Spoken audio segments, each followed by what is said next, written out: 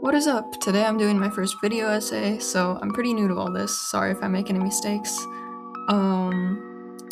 Just so you know, this video might contain some spoilers for the main story of Angels of Death, so just maybe save it for later if you haven't finished the main story yet. Alright, so I'm looking at Angels of Death episode 0 today, and I'm going to talk about how a side character actually influenced the entire plot. So let's dive in.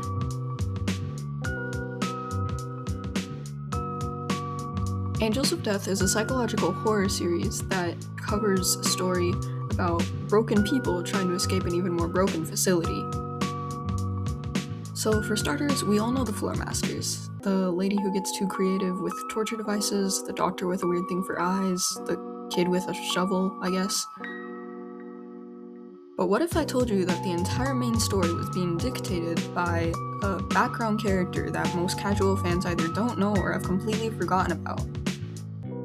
Here we have Sheen. He was actually the floor master of B4 prior to Edward Mason, and his entire personality can be summed up as anxious carpenter. Sheen is the one who ruined Father Gray's entire apartment complex experiment before Rachel even learned to tie her shoelaces. Today, let's talk about episode 0 and the tragic chain reaction that took place on floor B4. Because Sheen didn't fail, his destruction was carefully engineered by both Gray and Danny alike. And Sheen's ruins became the necessary canvas for his fellow artist and companion, Edward Mason. Danny achieved his goal by exposing Sheen's creations as something more disgusting and brutal than just what Sheen thought of as his art.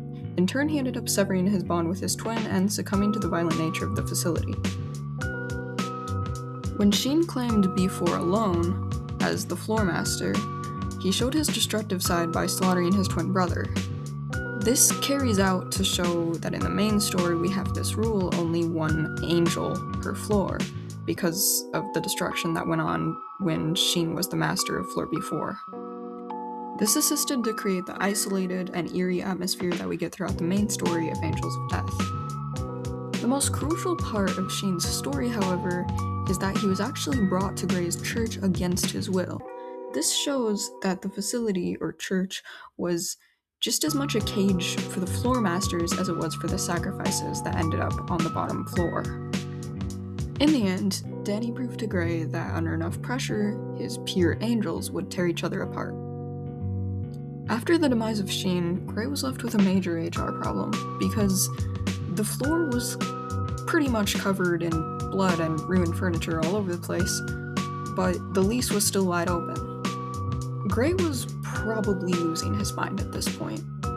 Imagine trying to run a divine cultist experiment, but all your employees either keep self-destructing or unaliving each other. Not only that, but all of this was happening before the main character could even spawn in. Gray wanted a sanctuary of judgment, but instead he got a middle management nightmare where his employees keep violently unionizing against their own floor plans. Anyway, enter Eddie. He and Sheen had become pretty close during episode 0 because they bonded over their ideals to make art out of death. Sheen was the caring older brother that Eddie never really got from his own family, and someone who took him seriously. But remember, this is the kid whose backyard was pretty much the local cemetery. He spent his early years of childhood trying to bring beauty and order to dead things because otherwise his family of gravediggers pretty much ignored him. So when Eddie steps onto floor B4, he doesn't just see Sheen's visceral Etsy page, he sees an opportunity. He strives to create a memorable place that would fit Sheen's view of beauty just as well as his own. Once you know Sheen's story and the way he was being used by the other floor masters, it's pretty easy to see how he impacted the entire plot without anyone really paying much attention.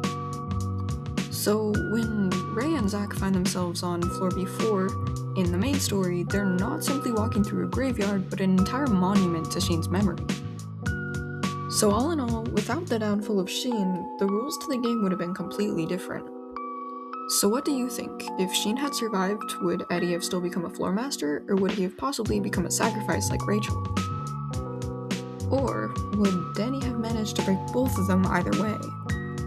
Anyway, thank you all so much for watching. Please let me know your thoughts and theories in the comments below, and hit the like button if you enjoyed this video. Again, this is the first video essay I've ever done, really, so I'd love to know your guys' thoughts.